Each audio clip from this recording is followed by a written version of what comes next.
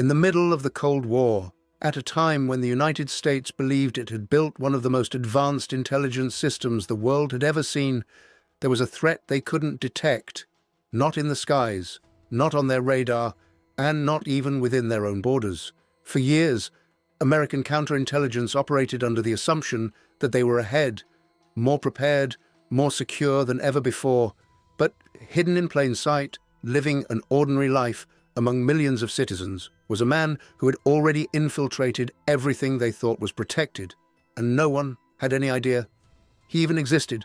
He wasn't a soldier, he wasn't a criminal, and he didn't behave in any way that would raise suspicion. He paid his rent on time, spoke calmly, followed a routine, and blended perfectly into everyday life.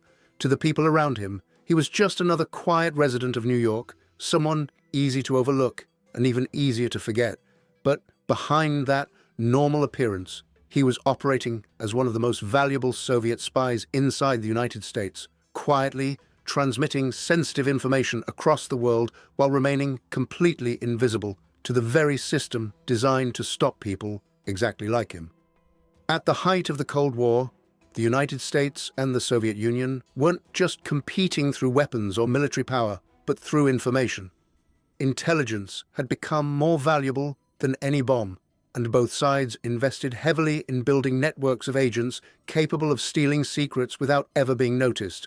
Most of these operatives were eventually discovered, tracked, or exposed, but this one was different. He understood something that many others didn't, that the safest way to remain hidden wasn't to run or hide, but to appear completely normal.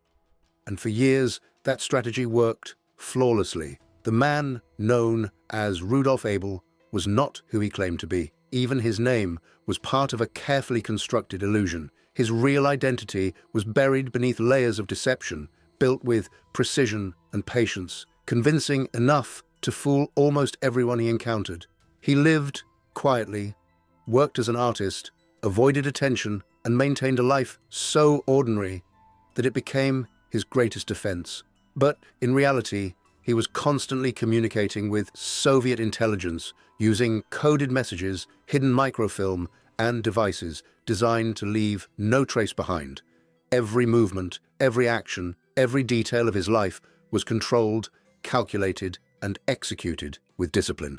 For nearly 2 decades, he operated without interruption. No alarms were triggered, no investigations pointed in his direction, and no one suspected that one of the most significant espionage operations of the Cold War was unfolding right in front of them. It wasn't simply a failure of technology or intelligence systems, but a reminder of something far more unsettling.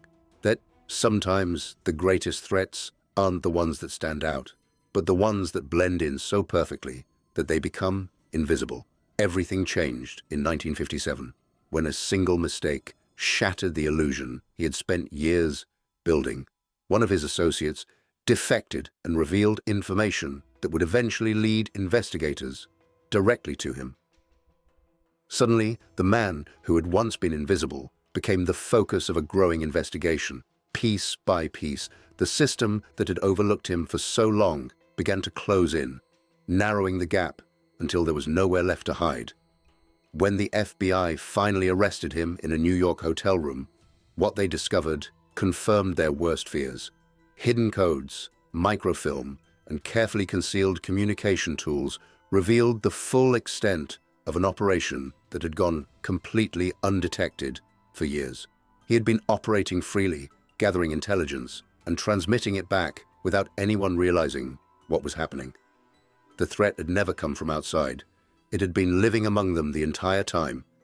He was eventually sentenced to prison, but even that wasn't the end of his story. In 1962, at the height of Cold War tension, he became part of a secret exchange between the United States and the Soviet Union. On a quiet bridge, in a moment that reflected the silent and complex nature of this hidden conflict, he was traded for an American pilot who had been captured years earlier. It was a simple exchange on the surface, but one that revealed just how deep and calculated this war of information truly was. Stories like this were never meant to be known, not because they didn't happen, but because they exposed how much could go unseen, even in the most controlled environments. And even today, many of these stories remain buried, hidden beneath layers of secrecy, waiting for the moment they are finally uncovered. And yet, even after his arrest, there were still questions that no one could fully answer. How had he managed to stay hidden for so long inside one of the most heavily monitored countries in the world? How many messages had already been sent? How much information had already crossed borders unnoticed? And how many secrets had quietly slipped through the cracks without ever being detected? For investigators, the case became more than just the capture of a single spy. It became a realization, a moment where confidence in their own system began to shift.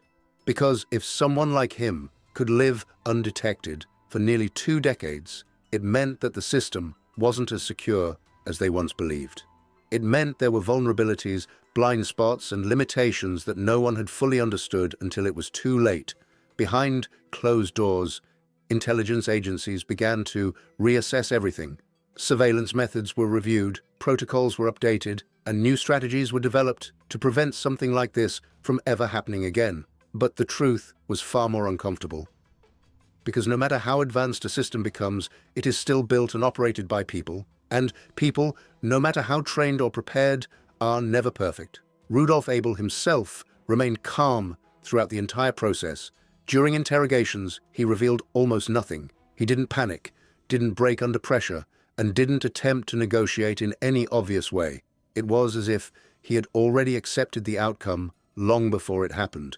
Years of discipline, training, and psychological preparation had shaped someone who could remain composed even when everything around him collapsed.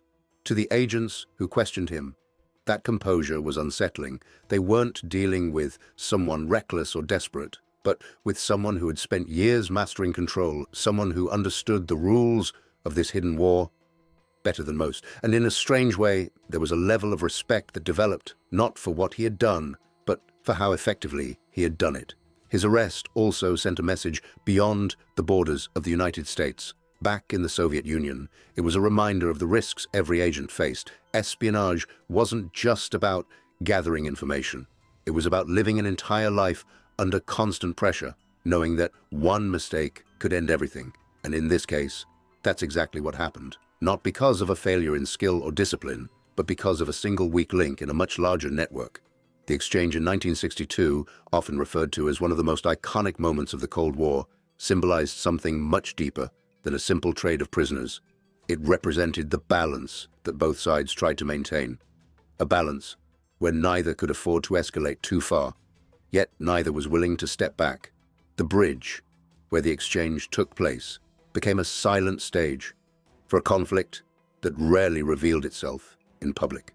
For those involved, it was just another operation, quiet, controlled, and calculated.